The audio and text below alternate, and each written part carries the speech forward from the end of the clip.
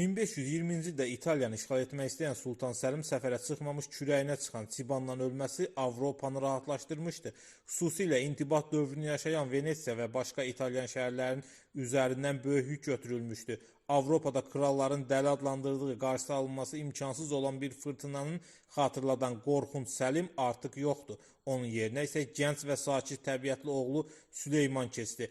Avropa krallarını sakitləşdirən elçilər deyirdilər ki, Süleymanın dövrü babası 2-ci Bəyazidin dönəmindən daha sakit və daha sülhpərvər olacaqdı. Çünki 26 yaşlı Süleyman ağıllı və sakit davranışları ilə diqqət çəkirdi. O atası kimi dəli deyil və nadir hallarda qəzəbini nümayiş etdirirdi. Süleymanın taxta oturandan Avropa saraylarında bayram edir və aslan öldü yerinə quzu gəldi deyə sevinirdilər. Lakin Avropanın Osmanlı saraylarından olan elçiləri yanılırdılar. Tanrının qamçısı Attiladan sonra Avropa türklər tərəfindən heç bir zaman bu qədər böyük təhdidlə üzləşməyəcəkdi. Osmanlı səltənətinin ən böyük hökmdarı olan və dünyanın dörd bir yanına hökm edən Sultan Süleyman 27 aprel 1495-ci ildə Trabzonda doğulub. Süleyman Qanuni anası türk olan çox az sultanlardan biri idi. Anası Hafizə Sultan Kırım xanım Məncə Cəray xanın qızı idi. Sultan Səlim taxta çıxmasında qaynatası böyük rol oynamışdı. Sultan Süleyman taxta keçər-keçməz bir neçə üsyanı yatırmaqla məşğul oldu. Atasının İtaliya səfəri üçün ciddi hazırlıqları bu yüzdən nəticəsiz qaldı. Bir ildən sonra Osmanlı ordusu yenidən üzünü Avropaya çevirəndə Süleymanın hədəfi Roma deyil, Belqraddır. Süleyman mərkəzi Avropada möhkəmləmək, bununla yanaşı Aralıq dənizini tamamilə Türk dənizinə çevirmək üçün böyük hazırlıqlara başlamışdı. Belqrad 1521-ci ilin avqustunda təslim oldu. Bununla da Macarıstanın tam işğalı üçün qapı açılmış oldu. Lakin gənc Sultan Macarıstan səfərini bir neçə il təxirə saldı. Avropanın göbəyinə girmək üçün böyük hazırlıqların sona çatması lazım idi. Aralıq dənizi tam olaraq nəzarətdə saxlamaq üçün Rodos adası Süleymanın yeni hədəfidir. Belqrad və Rodos onun ilk fətləri idi və bu fətlər bütün Avropanı ləzzəyə gətirdi. 1523-cü ildə səfərdən geri dönən Sultan Süleyman İstanbula dönər-dönməz Sədrəzəm Piri Məhməd Paşanı vəzifəsindən uzaqlaşdırdı. Onun yerinə isə çox sevdiyi dostu Sultan Süleymanın Avropa səfərlərində böyük xidmətlər göstərmiş böyük dövlət adam kimi tanınan Yunan əsilli Parqalı İbrahim Paşanı gətirdi. Sədrəzəm olmamışdan əvvəl İbrahim ağa Sultanın has oda başçısı idi. İbrahim 13 illik sədrəzəmliyi dövründə Osmanlı dövrünün ən parlaq dönəmi kimi tarixə düşdü. Amma nə yazıq ki, qüdrəti artdıqca gözləri ayaqlarının altını görməyən İbrahim Paşa Hürrəm Sultanın məscidinin qurbanı olacaq və tək özünü deyil, bütün nəslinin məhvinə yol açacaqdı. 1526-cı ildə Osmanlı ordusu Macaristan torpaqlarına girir. Osmanlı ordusu Macarları ilk həmlədə darmadağın edir. Macar kralı Layoş qaçarkən bataqlıqda boğulub ölür. Bütün Macaristan və Çexiya torpaqları Osmanlı dövlətinin nəzarətinə keçir. 1527-1528-ci illərdə Osmanlı ordusu Bosniyanı, Slovakiyanı, Hersegovinanı və bir çox xırda Avropa hersoqlarını fəth edərək Bavariya torpaqlarına girir. Artıq Osmanlılar müharibə meydanı Avropanın ürəyi sayılan Almaniya torpaqları idi. 1529-cu ildə Osmanlı ordusu Viyana divarlarının önünə düşərgə saldı. Türk süvariləri Alman torpaqlarına qasırğa kimi yandırıb yaxdı. Viyananın təslim olacağı heç kimdə şübhə doğurmurdu. Lakin Bolqaristandan Alman torpaqlarına doğru irəliləyəndə sanki Tanrı türklərdən üz döndərdi. Bütün yol boyu yağan aramsız yağış Türk ordusunun hərəkətini həddindən artıq çətinləşdirdi. Viyana divarlarına yaxınlaşmaq üçün xüsusi hazırlıq görülən topların böyük hissəsi bataqlıqda batdı. Topları daşıyan yüzlərlə dəvə toplarla birlikdə bataqlığa gömüldü. Üstəlik Avropada baş alıb gedən epidemiyalar Türk ordusuna ciddi ziyan vurdu. Viyana qapılarına çatanda 120 minlik Türk ordusundan ancaq 80 mini qalmışdı. Güclü Leysan Türk toplarını yararsala salmışdı. Tək ümidi ancaq lağım qazaraq şəhər divarlarını partlatmaq idi. Lakin türklərin qazdıqları lağımlar Avstriyalılar tərəfindən sezildi və 8 minlik Avstriyalı gecə hücumu ilə lağımları darmadağınla müvəffəq oldu. Vəziyyət ürəkəsan deyildi. İbrahim Paşanın düşərgəsində üzüntü və ümidsizlik hökm sürürdü. Hər şeydən əvvəl yeni vəba epidemiyası Türk əsgərlərinin kütləvi ölümünə səbəb oldu. Üstəlik qış artıq qapıdaydı. İlk qar yağmış və heyvanların yemi tükənmişdi. Buna görə də qərar almış ki, qışı qışlamaq üçün ordu Rum elinə çəkilsin və yazda yenidən Viyananı almaq üçün yola çıxsın. Sultan Süleymanın Viyana səfəri nəticələnməsə də ümumi nəticədə onun xeyrinə idi. Sultan Süleyman saraydakı qadınların siyasətə qarışması və verilən qərarlarla bağlı mübahisə etməsi görünməmiş bir iş idi. Bunu edən ancaq ölüm gözləyirdi. Bu dəyişməz qanunlar Avropalı Roxolana dedikləri Hürrəm Sultanı İstanbuldakı Topkapı Sarayının ayaq basmasına qədər davam elədi. Anastasiyan İstanbul limanındakı qul bazarından Sultan Süleymanın yaxınlarından hesab olunan Rüstəm bəy alır. O gənc, zərif qızı yeni taxta oturmuş sultana hədiyyə etmək, bununla da onun rəğbətini qazanmağı düşünür və hesabında yanılmır. İllər keçəcək, Hürrəm Sultan qızını Rüstəm Paşaya verəcək və onu İbrahim Paşanın yerinə sədr-əzəm edəcəkdir. Müasirlərin yazdığına görə Hürrəm heç də gözəl qadın olmayıb. O ən adi qadınlardan fərqlənmirmiş. Buna görə də 16 yaşlı Xaxol qızının hərəmxanada bütün ilklərdən və dünyanın hər yerindən gətirilən yüzlərlə gözəl arasında Süleyman üçün hansı özəlliyi daşıması hələ də sir olaraq qalır. Bir çoxları yeniyetmə Xaxol qızının həmişə şad Hürrəm olması sultanın qəlbini fəth etdiyi deyilir.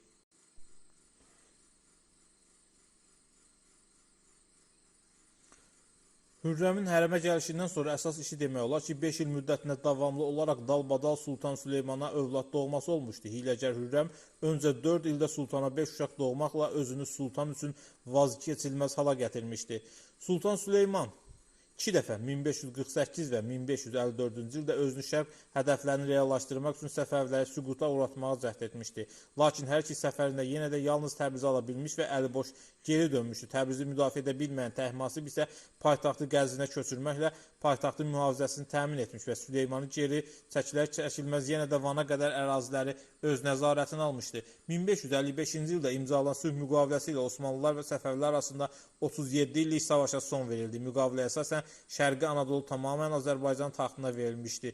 Yəni, faktiki olaraq 20 ilə yaxın davam edən savaşı Sultan Süleyman uduzmuş və qarşıya qoyduğu hədəflərin heç birini həyata keçirə bilməmişdi. Hürrəmin ulduzu Vəzir İbrahim Paşa ilə ilk zamanlar tutuşmur. Bir dəfə qüdrətli sədr-əzəmlə münasibətləri düzəltmək məqsədilə Hürrəm Sultan İbrahim Paşaya qızılla işlənmiş bir Quran yollayır. Amma Paşa hədiyyəni qəbul etməyib geri göndərir. Bundan sonra hər yerdə İbrahim Paşanın üzdə müsəlman olması və doğulduqdan sonra xristiyan olduğu üçün gizlicə xristiyan dininə ibadət etməsi haqqında şayələr bütün Osmanlı torpaqlarını dolaşmağa başlayır. Paşanın tez-tez Avropadan gəlib elçilərin məclislərində iştirak etməsi də bu şayələri gücləndirir və xalq içində İbrahim Paşadan Gavur adı ilə bəhs edirlər. Üstəlik İbrahim Paşa Osmanlı xanədanını qurmaqda böyük rol oynayan şeyx təkkələri dağıtmağa cəhd edir və dövlətin təkkələrə ayırdığı pul yardımını kəsir. Hətta təkkələrə hücum etməkdən belə çəkinmir. Bu isə təbii olaraq xalq içində əznəbi soylu sədr-əzəmə nifrəti artırır və sultana olan etimadı azaldır. Özünü qoca Osmanlı İmperatorluğunda ikinci şəxs olaraq görən və bir balıqçının oğlu ikən müqəddəs Roma German İmperatoruna bərabər tutulan İbrahim Paşanın Hürrəmin bu xülyalarına tabi olması imkansız idi. Çünki həqiqətən də həyatının son illərində gözləri ayaqlarının altını görməyən İbrahim Paşa özünü Sultan Süleymana tay tuturdu. Fransa elçisinə İbrahim özünü əsl Sultan Süleyman isə bir oyuncaq kimi təqdim edir. Və bu yazışmanın bir hissəsi Rüstəm Paşa vasitəsilə Sultan Süleymanın əlinə gəlib keçir. Sultan Süleyman isə buna göz yuma bilmir. Balıqçı oğlu olan Osmanlının böyük və möhtəşəm sədr-əzəmi Parqal İbrahim yatdığı zaman Sultan Süleymanın fərraşları tərəfindən boğularaq öldürülür. Sultan Süleyman öz dostunu bir xanədən üzvü olaraq qətlə yetirir və paşanın qanı axıdılmır. Bu hadisə 15 mart 1536-cı ildə baş verir. Elə həmin gecə Sultanın əmrinə əsasən paşanın nəslinin davam etməməsi üçün İbrahim Paşa ilə Sultanın bacısı Xədicə Sultandan olan uşaqlar, oğlu Məhəmməd Şah, qızları Fülanə Sultan, Xanım Sultan öldürülür. Həmçinin Parqalının valideynlərinin və İstanbula gətirdiyi başqa qohumlarının da başları vurdurulur. Ərinin və uşaqlarının ölümündən sonra dəli olmaq həddinə əsasən Xədicə Sultan isə çox yaşamır. Davamlı olaraq ağır əsəb sarsıntıları keçirən Sultan Səlimin qızı 2 il sonra ölür. İbrahim Paşanın ölümündən sonra tədricən Osmanlı sarayında bütün hakimiyyət Hürrəmin əlinə keçir. Hürrəm Sultan bu önəmli vəzifəyə biraz əvvəl qızı Mihrimahı verdiyi Rüstəm Paşanı gətirir. Ona görə də Rüstəm Paşanın dövlətin başına gətirilməsindən sonra Hürrəm Sultan ilk iş Mustafanı ortadan qaldırmağı planlaşdırır. Planı Hürrəm Sultan, Rüstəm Paşa və Mihrimah Sultan birlikdə hazırlayırlar. Şahzadə Mustafa hər kəs tərəfindən çox sevilir. Yeniçərilər onun hökmdar olmasını ürəkdən istəyirlər. Şahzadə doğrudan da bir qəhrəmandır. Xalq onu taxta çıxmasını arzulayır. Mustafanın aradan götürülməsi üçün onun üsyan etməsi lazım idi. Hürrəm yaxşı başa düşürdü ki, başqa cür Mustafanı sıradan çıxarmaq mümkün olmayacaq. Lakin Manisadan və Amasyadan faktiki olaraq qovulmasına və haqsızlıqlarla üzləşməsinə baxmayaraq Mustafa atasına qarşı çıxmır və səbirlə öz zamanını gözləyir. Bu Hürrəmi özündən çıxarır. Mustafa onun düşmənlərdən daha ağıllıdır. O bilir ki, Hürrəmi bitirmək üçün tək yolu səbirlə atasının ölümünü gözləməkdir. Mustafanın asi olduğunu sübut etməkdən savayı başqa yolu olmayan Hürrəm plan qurur. Mustafanın sarayındakı casus şahzadənin möhrünü şəklini çəkib Hürrəmə yollayır. Rüstəm Paşa şahzadənin möhrünün eynisini düzəltdir və bundan sonra Mustafanın adından Azərbaycan şahı Təhmasibə məktub göndərilir. Məktubda Mustafa şah atasından devirmək üçün kömək istəyir. Köməyin müqabilində Mustafa Təhmasibə sülh və Qaramana qədər olan əraziləri vəd edir. Eyni tipli məktublar Serbiya kralına da yazılır və məktublara saxla möhür vurulur. 1553-cü ildə Sultan Süleyman Azərbaycan üzərinə yeni səfərə hazırlaşır və Rüstəm Paşa saxta məktubları hökmdara təqdim edir. Süleyman öncə inanmır, amma məktubları ələ keçirənlərin hüzura gətirilməsindən sonra hökmdarın qəzəbi yerə göyə sığmır. Məktubları ələ keçirənləri başları vurulur. Bu Hürrəmi və Rüstəm Paşanın işinə tam yarayır. Ordusu ilə birlikdə Konyaya doğru irəliləyən Sultan Süleyman Mustafanı hüzura çağırır. Onun üçün hazırlanmış böyük tələdən xəbərsiz olan Mustafa atasının ordugahına gəlir. Sultanın çadırının önündə qaydalara zidd olaraq onun silahı alınır. Mustafa içəri keçir və atası ilə görüşür. Qısa sonra istirahət et deyir və Mustafa öz çadırına qısa görüşdən sonra atası ona istirahət et deyir. Mustafa öz çadırına çəkilir. Burada onu 7 dilsiz cəllat gözləyir. Cəllatlar onu boğmaq üçün üstünə atıldıqda silahsız Mustafa aslan kimi çarpışdırmağa başlayır. Cəllatları vurub yerə səran Mustafa çadırından çıxmaq istəyərkən uşaqlıq dostu Zal Mahmudla rastlaşır. Zal əlindəki balta ilə ona doğru gəlir və ya Allah deyərək şahzadəni vurur. Yerə sərilən Mustafanın üstünə cəllatlar tökülür və qanı axan şahzadəni boğurlar. Şahzadənin cəsədi çadırın qapısının önündən asılır və bundan sonra bütün ordugah bir-birinə girir. Şahzadə Mustafanın edamından sonra Hürrəm üçün bütün qapılar açılır. Amma Mustafanın ölümü bütün Osmanlı xanədanına ciddi sarsıntılar yaradır. Xalq içində və dövlət ərkanında böyük nüfuza sahib Süleymanın əsl davamçısı sayılan Şahzadə Mustafa xain planların qurbanı olması sultanın ədalətinin üzərinə ağır kölgə salır. 1559-cu il mayında Hürrəmin ölümündən bir il sonra iki qardaş Konya yaxınlığında üz-üzə gəlir. Savaşın ikinci günü Sultan Səlimin yanında yer alan Lələ Mustafa savaşa qatılmasından sonra Bəyazidin qüvvələri dağıdılır.